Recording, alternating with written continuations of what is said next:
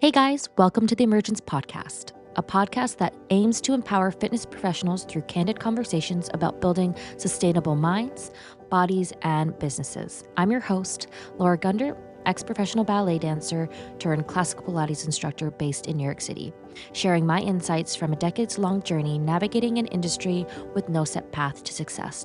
Thanks so much for tuning in. Hey guys, welcome back to the Hey. Emergence podcast. Today I'm joined by Stephanie Krempa. We have known each other for what? Quite some time now. We met at Equinox. Mhm. Stephanie is one of my best friends, and she is a certified nutrition coach, yoga instructor, and movement specialist with a degree in both nutrition science and exercise science from the University of Buffalo. Oh. Thank you so much for joining me today. Thank you for having me. So let's kind of start with a little bit of background as to who you are and Mm. where you grew up and how you got into fitness. Oh, okay, this is such, like, a big question, but, I guess, where should I start? Well, I grew up in a really small town in the middle of nowhere, and I feel like that really shaped, like, the person that I was able to become. So my dad always really encouraged both me and my brothers growing up to be really athletic in sports. He had this rule for us that we had to play a sport every season, and so because of that, I had the opportunity to play a lot of different sports. I guess I grew up doing gymnastics, and then that translated into other sports. And then in high school, I had a lot of success in like track and cross country. Um, and but it wasn't all like peaches and like roses or however you say. So I guess my overarching like theme was that I wanted to learn how to properly like fuel myself and like have the best performance with that. And so that's why I decided to like go on to school and pursue that and then ultimately help people to find their like highest true health. And that's kind of what I do now. So, part of your background, you were saying you struggled with a female athlete triad. Can you Mhm. talk a little bit more about what that is and sort of how that impacted you really being interested in nutrition and fitness? Yeah, so the female athlete trait, it's a trifecta of three things. It's low bone mineral density, low energy availability, and then like amenorrhea or like lack of menstrual cycle. And I had that when I was like an adolescent. I would say maybe I was in 8th grade only. And I would say that actually sport helped me pull myself out of that like weird eating pattern for myself. Um but in a sense, I guess if you're undernourished, a lot of things can go wrong, and so that, like, ties back into, like, why I decided to, um, pursue my career now is, like, um, just trying to figure out how to best fuel yourself and, like, finding I guess, peace with that. And you're saying you said that sport kind of helped you heal that. It Mhm. wasn't sort of a cause of being an elite athlete that sort of created the female triad? Well, I guess what I would say is when I was that young, I put myself into that cycle, right? Like, maybe over-exercising and, not feeding myself enough because And I how wanted to old be were thin. you Oh, around I that don't time? know, I think it was 8th grade, I was really young, I didn't know Mm. what I was doing, and then when I got into I would say I'll never forget, uh it was, like, winter, snow in upstate New York, really, Mhm. like, feet of snow, and my 2 friends at the time, the Benson sisters, they were like, "Steph, you should come for a run with us. We're gonna do, like, 5, 6 miles in the snow," and, that Casual. they were on the cross country team, and so I will say that the social aspect of sport is what, like, pulled me out of, like, a restrictive eating pattern, and that's what I Okay. mean by that, but I think that, if you already are going into something with a low energy availability, that's where you can, like, head into problems, and so I think that's what it was, but I yeah. can see how sport would do that. It's like you're on a team and it's more social. And I feel like eating disorders tend to be very isolating and you're very in your Mhm. head and you're Yes. very controlled. So Right. you don't spend as much time with people. Yeah. So I can see how being on a team and with people kind of draws you out of that and sort of Mhm. shows you that there's more to sport than just the restriction, but there's like the team aspect of it and also just the relationships you probably have built through that. Yeah, and my cross country team, we were pretty involved. We would go to camp in the summer, so you're eating around other people and you're in a social environment. Yeah, exactly, rather than isolating myself. And I think that just like kind of goes along with my personality is I tend to be like more extroverted, and that's like um a good thing for me is like to be around the people that I like care about and have similar hobbies with. Yeah, So, yeah. that's amazing. And you, through high school, um, went to the state championships and also Nike nationals. So you were like, that was Yeah. like you were pretty elite in terms of I like would say so. running. Yeah, and it's kind of funny because I don't, um when you look at, like, the build or the body type that I have, you would consider a lot of people would consider me, like, a gymnastics build, which is what I started with, Mhm. but I think, yeah, it's just, for me, why I think I was able to succeed was, like, kind of the, consistency or grit that I had. I was able to, like I might not have been, naturally the fastest or, like, gifted, but I had, like, the mental, like, dog in me to, like, go out there and, like, Yeah, totally. run 60 miles a week. So I think that it was, like, the mental fortitude that kind of what that's kind of what led me to be able to succeed in the end. And what Yeah. was sort of the psychology during that time as like little Stephanie? Like, no, like, like, what were you thinking about at that time in terms of like being able to like push yourself to that amount of intensity at such a young age? Was there Yeah. something driving that or was it just Um, kind of natural? that's a really good question. Well, so, the thing that convinces me that I had the female athlete triad was, like, I experienced really bad shin splints.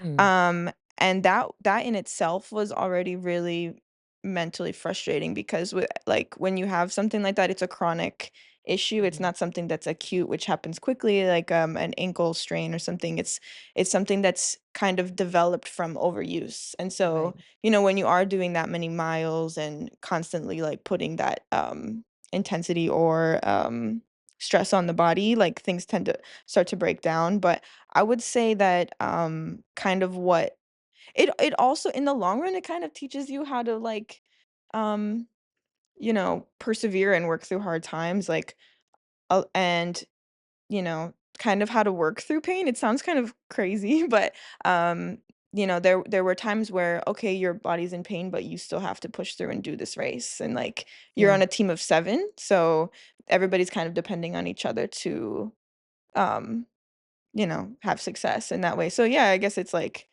um, just finding that inner strength. And yeah, it probably comes from like my my dad too. He's kind of a hard ass. So I would say that Yeah. just like a lot of factors um helped me like persevere and get through that and have that resilience. Okay. Mm. And then you attended the University of Buffalo? Yeah, so what I really liked about the program that it did there was it was like a hybrid degree. So the undergrad program was in exercise science for, Mhm. learning about biomechanics and like exercise physiology and all that fun stuff. And then the master's portion was in nutrition science. Mm. And, so with that, I feel like I have, like, a more broad view of, like, rather than someone who just specializes in exercise or just nutrition because you really when you're working, um, in these fields, it's like there's never just one piece of the puzzle, it's, like, the bigger picture, and that's something that I am really passionate about is, like, the holistic, complete, view of wellness and not just, like, only zoning in on like how much you're expending through exercise or how much you're or what you're eating specifically, but like the total picture of your lifestyle, I think is Mhm. something that I find to be really beautiful. Mm. And talking about the whole picture, did you, when you first sort of were a trainer, what kind of mindset did you have around your own health and fitness? And sort of how has that kind of transformed and changed over the years? Mm. Well, I would say in recent years, I kind of challenge what I learned in school a little bit more. Hmm. So I guess like for one example that I'm thinking of is like something like, red meat or, like, red meat being, carcinogenic or something like that. And I think that, especially with female athletes, you And see, what does carcinogenic oh, mean? just like like maybe cancer causing or like putting you at higher risk for something like cardiovascular Mhm. disease. And like there are studies that suggest that, but at the same time, I think that another factor that I've seen with a lot of my clients is like the presence of what is it? Anemia. And Mhm. especially for females, this is like such a common thing when you're like losing blood every month, that that's something that puts you at high risk for having anemia, and make you're gonna feel tired, you're gonna feel a lot of those things. So, red meat contains like iron and heme and all that stuff. So I would say that I like as I've gone along in my career, just um challenging certain nutrition or exercise concepts. Another really common one that you see is, for, when you're trying to maintain, gain, or lose weight, Mhm. and the idea of, like, energy in versus energy out. And so in school, you're always taught, like, this is the holy grail of, like, "Oh, whatever you put in, if it's equal to what you put out, you will maintain weight," and that's often the picture is much more complex than that. You have other factors in there that can really affect weight gain, weight loss, like Like stress, stress, yeah. sleep, like all of these things. And that's why I'm so fascinated by that like big holistic picture. Is like you might have a perfect diet, but if your sleep is garbage, you could still be gaining weight and stuff like that. Or you're going through a hard time. Mhm. So that's interesting. So I assume that as you sort of so yeah, let's go back a little bit to Stephanie starting out as a trainer.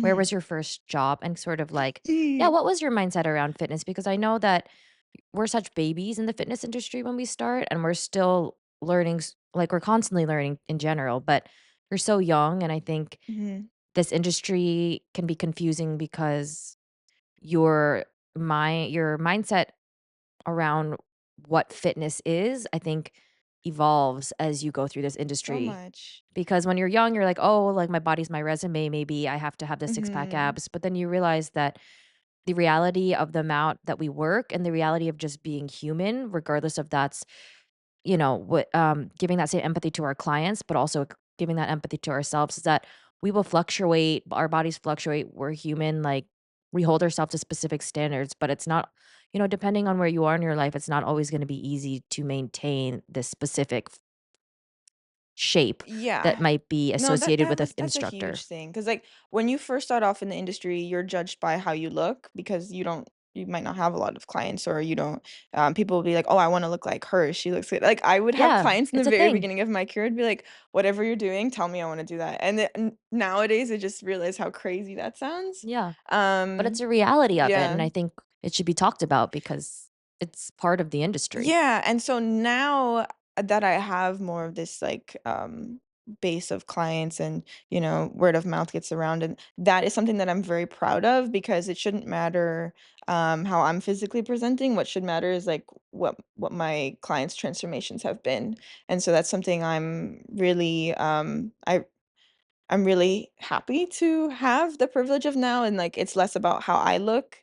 Because yeah, it's a huge stressor. Like even within the past year, I could say my weight fluctuates depending on the type of training that I'm Well, doing. you had an Or injury, right? Like, your weight yeah, it's oh, gonna that was interesting affect that. too. When I This past September 2024, I had an ankle sprain. I was hiking in Greece, and I was feeling good, and I climbed over a boulder and I completely fell. And that was my first experience with an acute injury, like I was saying, where um I was on crutches for 2 weeks. I was completely immobilized. And so for me, being such an active person, my job is very active. Like, I took movement for granted, really, and I didn't. And having that injury really put into perspective for me how lucky I was to even be able to walk. I was having to like I had to cut back on some of my clients because I couldn't physically like walk to places. And then also with that, my energy expenditure went down, so I experienced like weight gain that I wasn't like used to, or I wasn't able. When that's another thing I will say. The job of being a trainer is extremely physical, and so it completely shifted that um that equilibrium for me, I would say. And but I also found it to be, an important way to relate to my clients because people often will get injured and I'm able to like empathize with them a little bit more in terms of what they're going through. So, Yeah, and yeah. think a little more strategically about how to program for what they can do, not what they cannot Mhm. do. There was a lot of bike cycling for me for a good like 2, 3 months because I couldn't really weight bear on my foot. And did you feel like that period kind of brought up old eating disorder patterns because you were kind of less in control of the amount of expenditure you were used to? And I feel like sometimes when you feel like certain things are out of your control, we go back into our Mhm. certain comfort zones and patterns to kind of Yeah, find that control. well, that's definitely, like, something that you'll see with a lot of eating disordered patterns is, like, maybe you feel out of control in the outside world, so you'll control what you put What you into think your you can control, which is your mhm, which intake, is your intake, your right? So, caloric intake. I wouldn't say that I feel like I'm in a pretty secure place right now, so it wasn't as, like, bad as it could have been, but, yeah, it's definitely, like, something that's, um, I guess, puts, like I had those thoughts of, like, "Oh, like, am I like, are people still going to wanna work with me if I'm, like, 10 pounds heavier or something like that?" But, I think, you know, now I'm at a place where things have kind of, like, come back, and I wouldn't say it triggered my, like, past way of eating, but it definitely, like yeah, I definitely would get into little moments of, like, self-doubt. And what do you Mhm. tell yourself? Like, for our listeners here, no, really, like, I know a lot of us, I can speak for myself, I can't speak for everybody, but we're good friends and I struggle with those same thoughts too, and just like fitting into a specific bubble. And it's Mhm. important to know the reality versus the like narrative you're creating in your head. And Yeah. how do you protect your own mind and body from going from self sabotage or Mhm. from going back into patterns that we know are not healthy for us? I think you have to, like, look externally. For me, Mm. I take a lot of pride in, what I'm able to do for my clients and how I'm able to best serve them. So for me, I really just focused on providing, like, the best service I could for my clients and making like, I guess, kind of almo this is gonna sound funny, but kind of, like, distracting yourself from what's going on with you and focusing on which is I guess, a way of kind of coping with it in the moment, but yeah, just I guess realizing that I'm more than my appearance, that was a big thing for me. And like working with different like counselors to kind of help me understand that my worth is not based on like my looks. It's much bigger than that. It's like, okay, I have a lot to give to other people that could also be using my help and that yeah, my worth isn't like determined based on like the way my weight fluctuates, that's normal. No, I think it's super important. And then for anybody who does know Stephanie who's listening or doesn't, like Stephanie's an incredibly talented person. Like she's like one of the best hype girls for her friends, her clients. She knows her shit in the gym. She is such a good cook and she loves giving Oof. people love with food and she I makes the most I love incredible to feed people. meals. She's also a really talented artist and just like a really good fun person who also is a very good dancer. So if you are feeling that way, and this is a nice reminder for myself that like we are not just our bodies, we are not just the Mm, vessel. And even though we put that pressure on ourselves, like, yeah, we're like the people who surround us, we're the amazing relationships we have inside and outside the gym. And I think we also need to remind ourselves that that's that's really what makes gives us our value. mhm, It's not just like the exterior appearance, which mhm. can be difficult. So, thank you for sharing that. I really enjoyed that. And let's kind of move kind of on that point to sort of your coaching mentality and how you kind of shifted more into a holistic coaching approach with also integrating kind of yoga and breath work and Mhm. kind of where that kind of change happened in your coaching career. Oh, okay. So, I feel like that the regenerative piece of what I do was, like, the final, um I kind of think of it as a triangle, right? Like, you have your movement, you have your nutrition, and then you have the restorative piece, and I have always been into yoga, it came really naturally for me. But I kind of relate that restorative piece to just being activation of the parasympathetic system. And so how are you resting? How are you digesting? Ooh, digestion. Yes. Yeah, and they kinda all So coincide important, with yeah. each other, right? Like, you can think of movement or exercise as the sympathetic activation and fight or flight survival mode, but if you're only accessing that piece, a lot of clients will tell me this, like, I'm like, "Oh, what are you doing to relax?" They're like, "Oh, I'm working out." I'm like, "Okay, that's good," and I do find that I can, like, have forms of, like meditation or realization through exercise and even like on a run, like if you're pissed and you go for a little run, you're gonna feel really good. But I think that there's more to it than activating um uh that high intensity state. And it's really important for full recovery that you're able to um you know think about how much you're sleeping. That's so important with finding a way to like heal your muscles after you break them down and um you can't be 100 all the time. That's something that's been a hard concept for me. So I guess I knew like for a long time that I could see myself coming into that third concept. um and Filling that knowledge gap because of something you're interested in and you just Yeah, did. and so that's something that, when my clients are feeling overwhelmed is like, I'm like, "Okay, let's do some box breathing or let's scale it back a little bit. Let's fo and yoga is something that can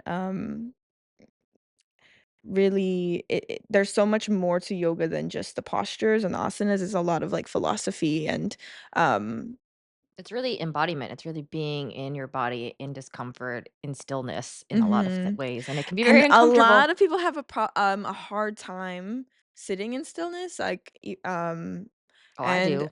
at my a lot I mean, even myself, but, something that I really appreciate, from the one of the owners that of the gym that I, train out of, Ryan Hopkins, he has really, um, taught me a lot about the magic of isometric exercise, and yoga pairs well with that because you have to hold a position and, um, just being able to find, a different way to work the body rather than, a rep is you can think more of it as, like, time or just, like, further challenging the way you're able to create that stimulus for the body. But Mhm. yeah, also, yeah, kind of like suffering in stillness is definitely, like, um a cool concept to work with. I feel like it's really important for trainers to give themselves that time to fully rest. Not even Mm. just yoga, but Oh, it's a breathe. privilege, No, really. it is a Yeah. privilege for sure, but I think that because we run around so much, I know for a fact that if I am feeling overwhelmed, then I do actually listen to my own advice and do maybe like 5 to 10 minutes of just like breathing or sitting still. Yeah. It changes everything. Yeah. I heard this quote from somebody recently, like, 10 minutes of consciousness can change your next 10 hours of the day. I really like that. It's true. But where's it going with that? Yeah, I just think that, I think something that's been really pivotal in my career is, like, making sure that I take maybe 1 day a week to really disconnect from, um, my work or, having the ability to have, like, that clean slate of, like, no obligation, and it's not always possible, like, you might, especially when you're first starting off in your career, you might not be able to do that, but, I find that that's really helpful for my mental health is, like, just not thinking about it for 12 hours or something like that. Completely disconnecting. Mhm.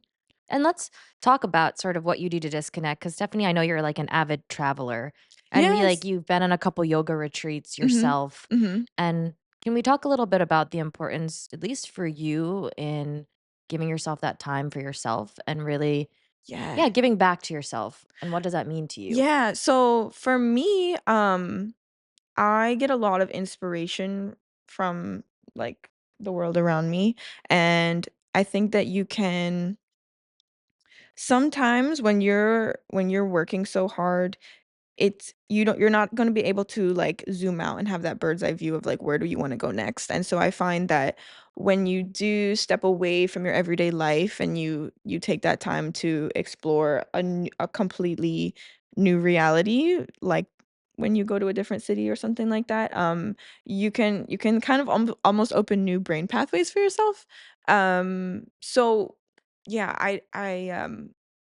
I guess for me, traveling is it's so special. I think, uh yeah, and I think that there's also, like, a healing aspect of, like, when you're surrounded by, like, the ocean water or, just being out of your comfort zone a little bit, it's really inspiring, but yeah, I think maybe how do I wanna expand on that? I don't know. Do you have any, anything to note on, like, how you, like, um I guess, plan for travel or something like that, or how you disconnect? I'd also love to travel, but it is a privilege to it wasn't always like this, it's taken me a while to get to the point where I feel comfortable enough leaving my clients for long It's trips. hard to It's do. hard, but Yeah. I will say the earlier you put that kind of boundary up for yourself, it doesn't have to be a bougie vacation, but maybe you just even staycation within your city, but maybe give Yeah. yourself like a long weekend in the beginning of your career because I'm not going to lie, it's very stressful and you're building up your clientele. And there is something to be said about consistency with your clients. And you can't just take off all the time. Mhm. Like you have to be super consistent. If you want a Mhm. consistent client base, you also have to be a consistent person. Yeah, I would say a good way to disconnect is, or again, tying back into that theme of, regeneration is spending any time you can in nature, so Yeah, go upstate for a hike. If or go to like, Central Park and go to just sit Central and look at Park. the trees, like, Yeah, I take your headphones off and yeah. honestly just be fully in nature. Yeah, ground yourself into the earth. It's really great. But I mean, in terms of planning for travel, um, yeah, I have a travel fund actually. I mean, in Oh, yeah? financial yeah, I mean, My fellow every Capricorn. month I have a high yield savings account and there's a couple accounts in there and some of the money is funneled into travel. So that's something that just fills me up and lights me up. But that could be different things for different people. Some people maybe it's like a yoga class that you as an instructor like to take or a dance class or Mhm. you have other passions on the side that really Mhm. light you up and fill you up. And I think that's kind of the point here is regardless if it's travel or maybe just being with your family or, Yeah. whatever that is to you, make sure that you bring that joy and light back into yourself because we talk about this a lot, but we give so much to our clients and Mhm. we love it. I love it. We're like, Yeah, it's there's nothing that makes me more happy than making my clients happy. But if you're just pouring out of an empty cup, which we all know, like at a certain point, you're gonna, like, completely crash, and gonna be I do this empty. yeah, and this happens to me a lot, and actually, I just kind of went through another one of those periods, like, I'm human, and I know I talk about this stuff, but yeah, and I'm like, "Okay, it's time to dial back and maybe have a day to myself," which is fine. As long as you recognize your patterns and just redirect a little sooner, that's okay, but definitely can't pour from an empty cup, and, whatever lights you up, whether that's traveling or just being home in your apartment and jamming to some music or just like watching Netflix or whatever, I think that time is really, really important. Mhm. Yeah, I think, kind of where I'm seeing this summer going is actually, kind of going back to my roots a little bit. I think for a long time, I was almost kind of embarrassed to be the small town girl, but, nowadays I kind of see it as a flex, um, and, like, to be able to, like, go home to my parents' house and spend time with my family and, be able to yeah, like, especially living in New York City, I see how, special it is to be able to escape into the silence of nature and stuff like that, and so I kind of think, it kind of should like, reminds you where you came from and why you are the person that you are today. I can see, like, a lot of the drive and a lot of the, even the strength that I have. I was, like, helping my dad put he's getting older now, so I'm able to, like, help him with, like, stuff around the house or something or, um,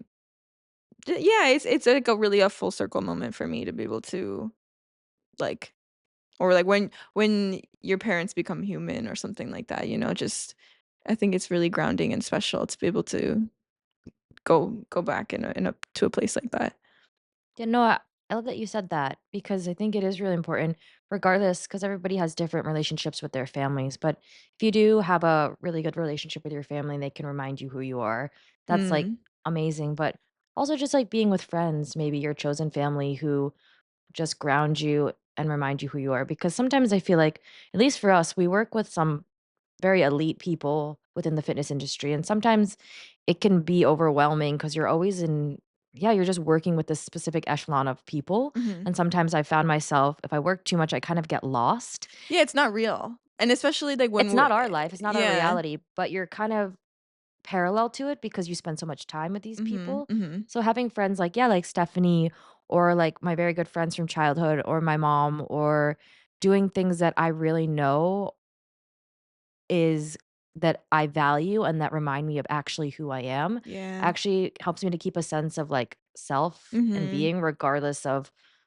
all my clients coming in and out and all that energy and stuff, which is totally Yeah. fine. That's just Mhm. part of the industry, but, yeah, I think don't get lost within all the noise and make time to recalibrate and check in with yourself and remember who you are and what you value and what you need, Mhm. because that's what we do all day. What do our Right. clients need? Yeah. What are Have their feelings? What are Okay, they going so through? I thought of this interesting, thing that I've been experiencing lately is, kind of almost feeling an obligation to help your loved ones with your craft. So, for example, Mm. I see how healing, exercise or, like, movement can be for people, and so lately I've been helping, like, my parents with movement, or I'll be and, I feel like my parents gave me life and provided for me. I'm not gonna charge them, obviously, but do you ever experience that when, you're dealing with your loved ones of kind of, like, how to balance, like, um, like you're saying, like, we wanna, like, give our best to our loved ones, but how do you kind of set boundaries around, like, um, how much to give with that? Or even with friends? I think something that my mentor told me and something I read in like a business book though was this is kind of work for me, but it's like we shouldn't give our friends and family discounts. Okay, your family's Mm, something different, but if you're giving your friends discounts, eventually you're going to kind of resent them. And that is your time. And that time can be filled with a client that can pay fully. It's okay right. if you work out with your friend here and there, but over a prolonged period of time, if you're giving discounted sessions, um, I feel like that doesn't work for me because I like we were saying earlier, I expend so much energy on other people and that your friend takes even more energy. And yes, they're Mhm. your friend and I love my friends and I want to help my friends, but yeah, you have to protect your energy. And if you're teaching at a certain level, like sometimes I teach 45 hours a week, like I have no more time Oof. to give. Laura Like I works more than anybody I know in the industry. Don't No, let her but fool I you. mean, it's like it's but yeah, you have to know your bandwidth, and Mhm. that's different for everybody. Like, I think that's something important. My bandwidth is probably 45 is way pushing it. Honestly, I'm happier at like 35, Mhm. 40 maybe, but I don't know how you do step 1 is like it. no, is know your bandwidth, and it's Mhm. okay if your friend feels happier teaching at 25 hours and they can still pay their bills and, like, they have a different kind of lifestyle that they wanna live. I think that's the important differentiator here is that you have to know your values and what kind of life you wanna live Mhm. and be honest with yourself about how much you're gonna have to work to be there, and if you don't wanna work that much, that's completely fine. You're not less of an instructor because you know your bandwidth is 30 hours a week or 20 hours a week, Mhm. you Yeah, know? and there's so many ways to kind of, like, scale that as well, I think with, like, how much you charge or, your, like, cancellation policy and stuff like that, but, yeah, I think there was another point that you brought in there about oh, yeah, I think when you are teaching or helping your loved ones, there's so much more of an emotional component. I think we might have a guest, come on, let's see. I don't know. Nope, 9, 5. You We're Let me sitting get by it under the elevator. elevators, We were so like, it "Oh, might be this is a like, great "Ding." setup." Anyway, but yeah, uh, yeah, protect your energy and get to know your bandwidth. That comes with time, obviously. If you're a new instructor, you're not gonna know your bandwidth until you hit that point where you're like, "I can't fucking do this anymore," and then boom, that's your bandwidth, and, don't go Find past out it. real quick. Like But yeah, I think protecting your energy as an instructor is super important, and it is a privileged position because in the beginning, like we've said on a lot of these conversations I have with other teachers, it is a hustle in the first couple of years. Mhm. Like, it's not. Yeah, and you are gonna have to make sacrifices to be great too, you know, there you have to kind of figure out that what that balance looks like for yourself, like you're saying. Yeah, and I think we have that with our clients too, it's like the clients that truly wanna reach a specific, they have specific goals or they wanna reach a certain fitness level. The clients who really want it are gonna work for it, and then Yes, I yeah. always tell people you will get what you put in. Yeah, So if we can you're only give you so much, Mhm. and I think that's actually something I like to talk about is don't get frustrated with the clients who can't get like, at a certain point, you gotta realize that your client hit the place where they can go, Their capacity. and you getting more frustrated with them because they can't go further is doing you a disservice because 'cause you're wasting your energy, doing Yeah. them a disservice because 'cause you're getting frustrated with them, but they don't have more to give, and that's not their fault. Well, it might be their 100%, and Yeah, and that's all they got. that's better than 75. And to be a good coach is to meet them there, work with them, and protect your energy by not trying to push them to a place where they can't go. Mhm, mhm.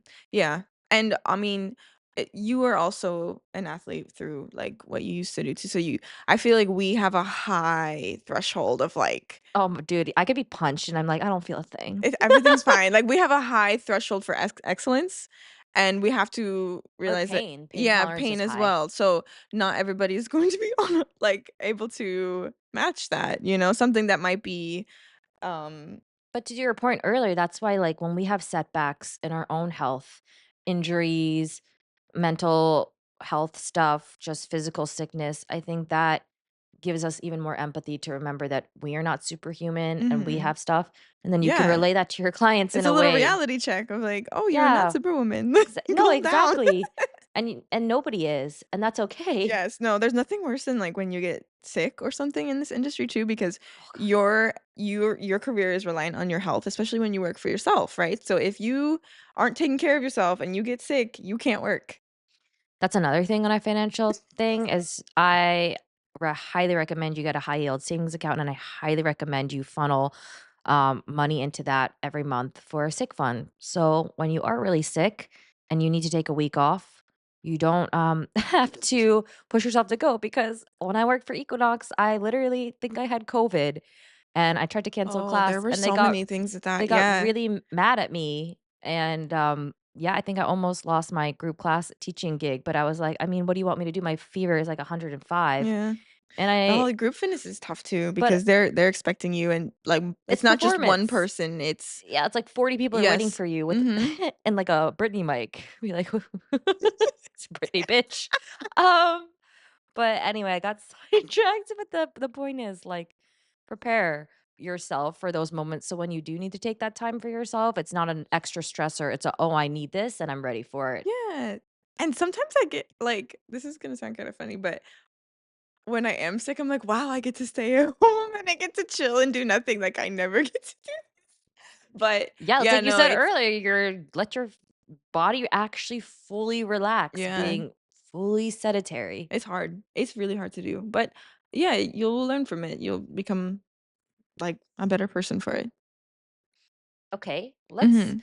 and in terms of sort of everything we've talked about, what are the kind of clients that you work with now, and how has your philosophy attracted do you notice a specific kind of client you attract?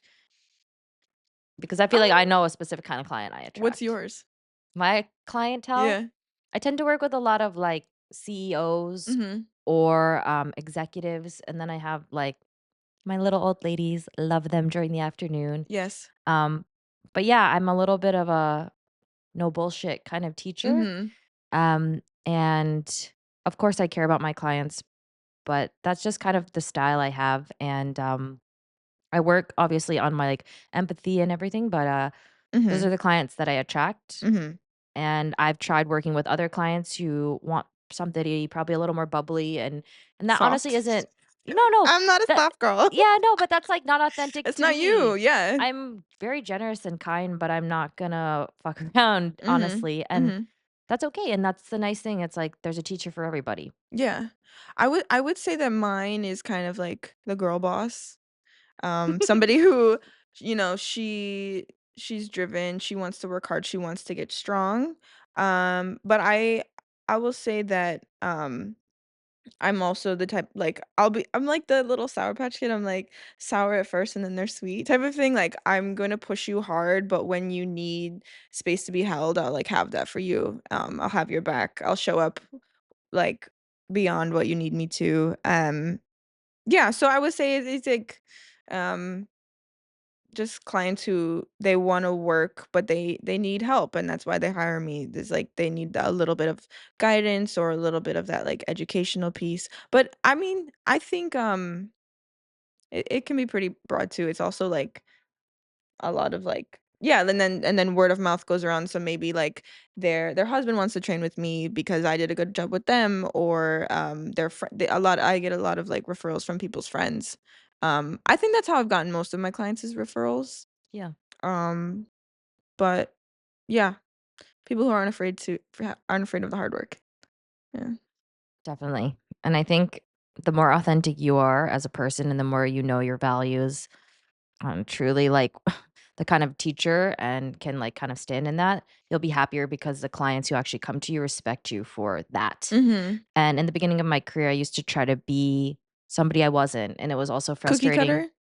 No, Yeah. no, not cookie cutter, there's nothing wrong with that, it was just more like I was trying to embody people that weren't me, and it wasn't authentic to me, and it felt very uncomfortable, and I think it didn't read well because people can tell when you're truly being yourself, Mm. and I think the more comfortable I got in my teaching style comes with time, and Mhm. who I was, the more the clients I attracted were just people who actually liked me for me and like my style, and I Yeah. wasn't trying to be anybody else. They were aligned with you and you kind of, like, attracted your tribe, Yeah, I'd say. exactly. I Mhm. mean, I have, mentors and teachers that completely look up to, and I have so much to learn, but in terms of my personality and my teaching style, when I kind of felt more confident in that, I felt much happier, and I feel much happier with the client base I have now because they like Yeah. me for me and Yeah. not me trying to be somebody I think they want them to be. Right, right.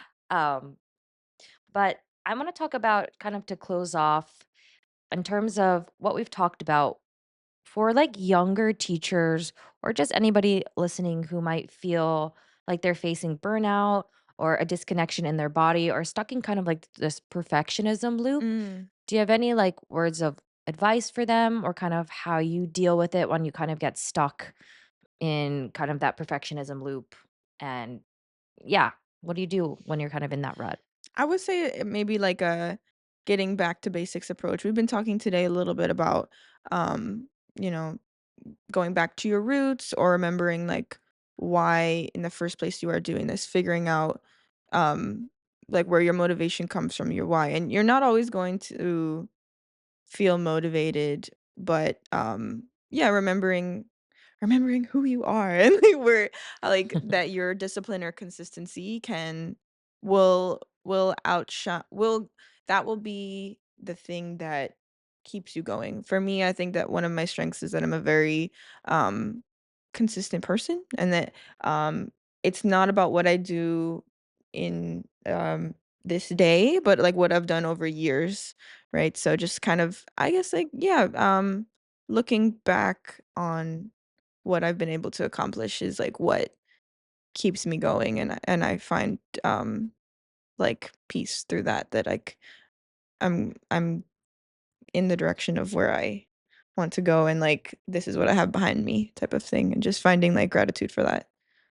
I think that's a very important part is make sure that like in your pursuit of reaching your goals that you do take that time to check in with yourself and be proud of everything you accomplished or maybe you had 3 clients but by the end of like 6 months you have 8.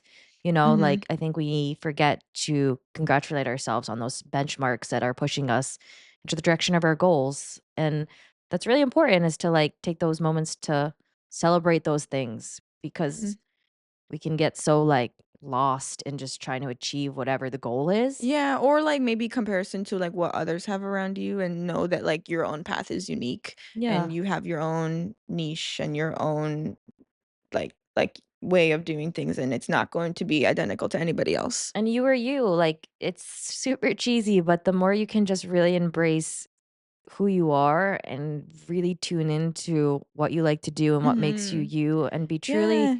yourself, then Yeah. there honestly there's amazing coaches, but really being a good coach and knowing your shit is like the bare minimum. To Mhm. really excel, it's like you have to really put you into it because those are Yeah. what your clients come for. They Yeah. like you as a Right, person. they wanna do what you're doing. I find I guess another example, like, I just thought of was, finding what you like to do for, like, for exercise specifically. So for me, I've gotten more into calisthenics again, and that's been really fun because I can just kinda get back into my gymnastics background and, like, um, and my clients, they're so hype about it. They're like, "Oh, tell me what you did in calisthenics today," or like, and so I think, yeah, it's like a way to find, like, new inspiration is, like, um, just, like, finding the fun in it again and, Yeah, we forget that we got into this industry because it's supposed to be fun. So I think no, on that point, it's like, don't forget to let your self have fun. Like, of course, we're all disciplined and we know our craft, but have a little fun. Mhm. Like Stephanie, I was feeling really sad a couple weeks ago, and she's like, "Let's go take a dance class," and it was Yes. like super healing. And that she's like a friend who reminds me who I am. I mean, I come from a ballet background, but dancing is just who part of who we are, and It's sometimes I don't make time for it. yes, good for the And then soul. I forget that I'm truly in my body and, like, I feel the most me when I'm dancing. So, Mhm. yeah, like, you have good friends who, like, make you go out to a dance class or go do something rollerblade, I don't know, whatever you like to do, but, like, have some fun, Yeah. and it's okay, and those things are super important, so Mhm. Oh. thank you so Well, this much. was so This fun. is fun. Thank you for having Happy me. Saturday, everybody. We're here on a Saturday, We thought it was Memorial Day Sunday. weekend. We didn't know what day it was. But thank you so much for listening, and I hope you guys have a lovely day and have some fun today.